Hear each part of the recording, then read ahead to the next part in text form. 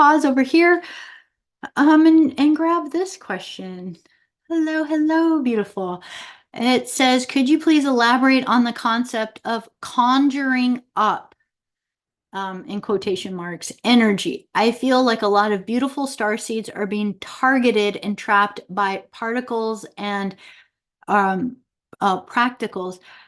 practices, sorry, goodness gracious, practices and divination tools that invite and propagate negative, nasty energies disguised under love and light. Yes, let us definitely dive into this. And let me also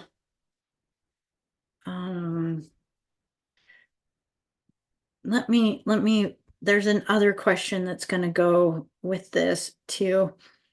Oh, you guys were asking about the Metatronic symbol and the Metatronic eye. That's what it was. We had done a clearing on the lens of Metatron, so the Metatronic eye that we were clearing out of dimension 11.5.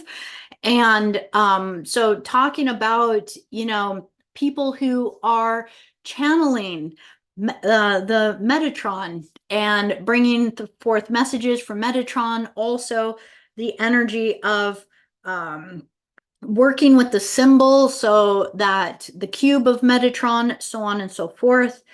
So they were saying it made me think about all these people wearing the Eye of Metatron jewelry and putting the Eye of Metatron stickers on everything. Is that spreading dark energy? So also someone saying about the flower of life. Absolutely. So let's go ahead and kind of combine these so that we can kind of look at this perspective.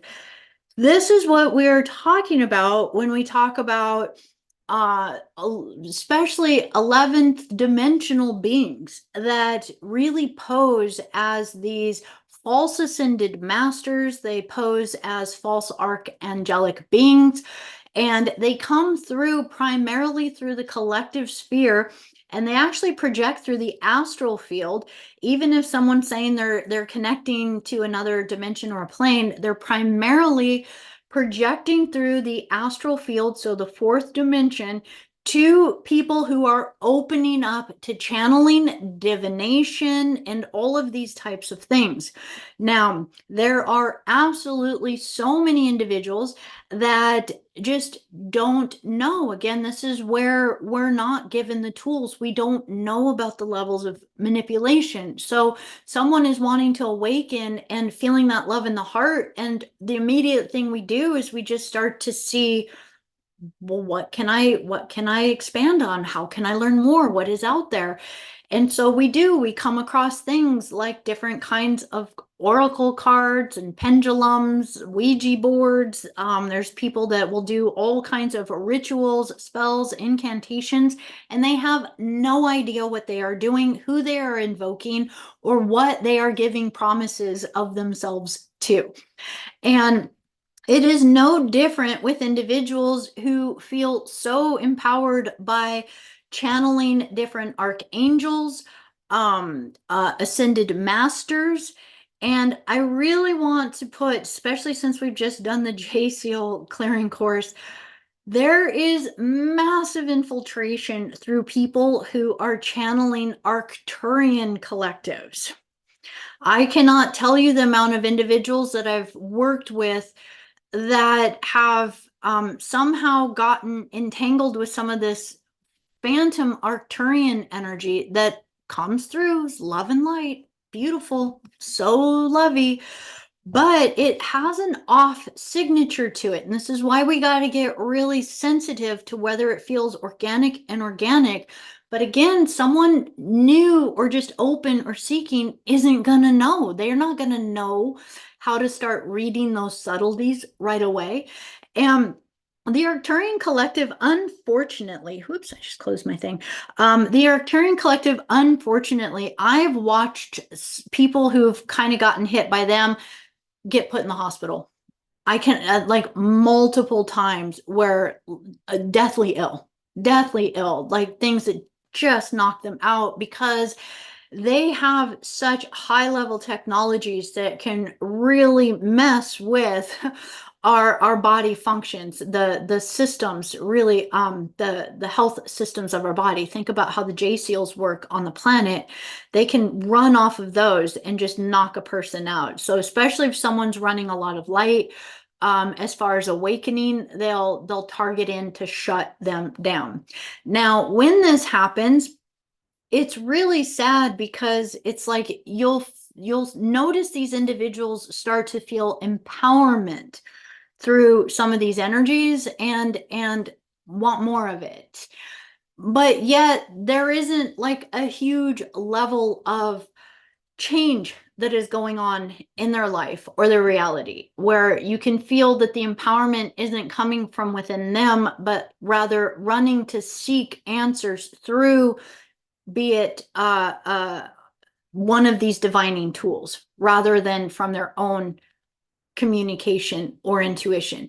So within this, when we look at these kinds of energies, and let me kind of actually backtrack a little bit, because what we also want to recognize is that all of these false geometries, like the Metatronic cube, and then you look at the flower of life.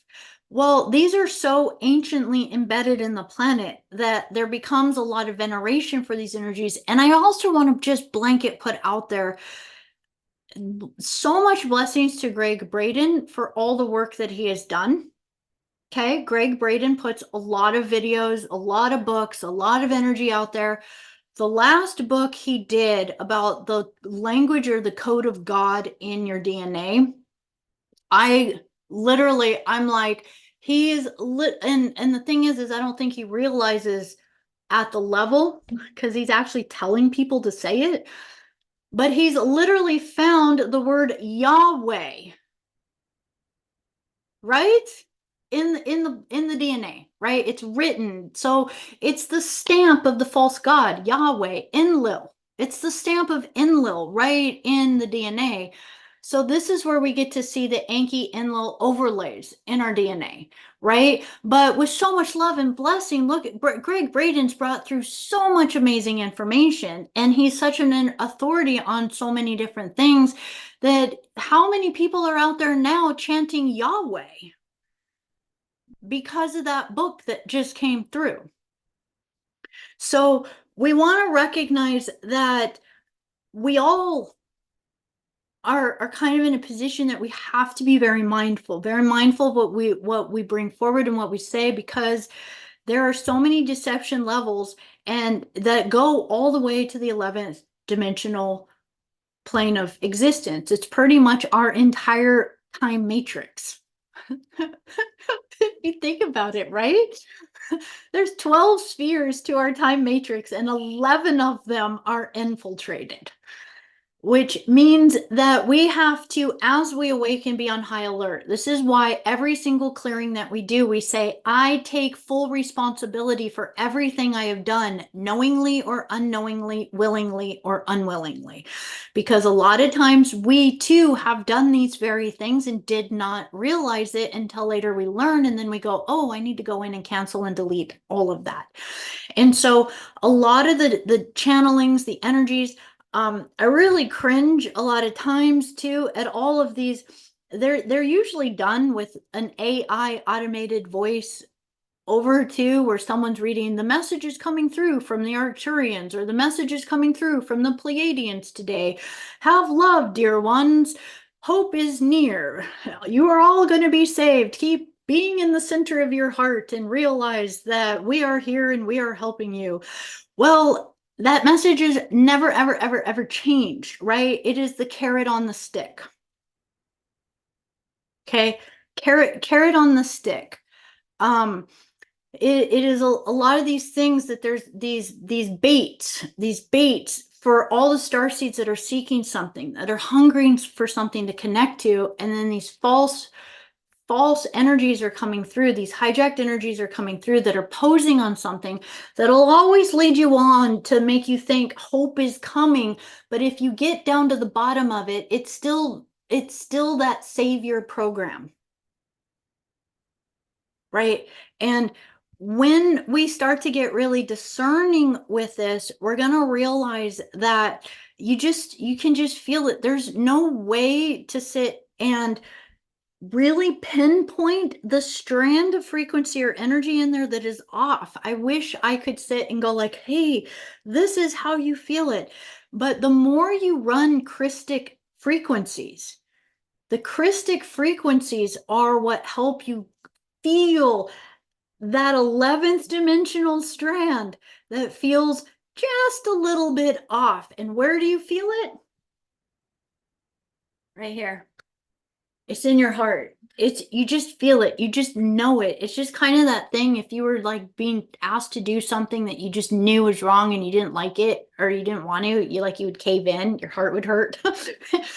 You'll start to get that sensitive as well. So yes, there are so many people up there that are conjuring up things that they don't know what they're doing. They're doing incantations, rituals, and spells, and most of them are making agreements to Baphomet beings, Baal beings, all of these satanic astral forces that are posing as some sort of uh beautiful thing, but that they're not. They're just coming in and they give just a tinge, just a tinge, just a tinge in order for there to be a hunger to think that you need more. And what we want to do a lot of times is just go into a process of detoxing from that, that the more and more we align to the core suns, the more that we make our affirmations to surrender our ego to be in service to our higher self in alignment to the core domain worlds, the more and more we align to the Christos mission, the law of one, as we start to embed ourselves within the law of one teachings, we start to have the maturity to catch all of the things that are going on within our own actions, where we start to clear out our own bad habits, so to speak, our own negative self-speak, our own insecurities, our own places where we are maybe clinging to things and needing things to be a certain way. Most people who are really drawn to those types of things are wanting things to be the way they want them to be in the 3D world. I hope that wasn't too harsh.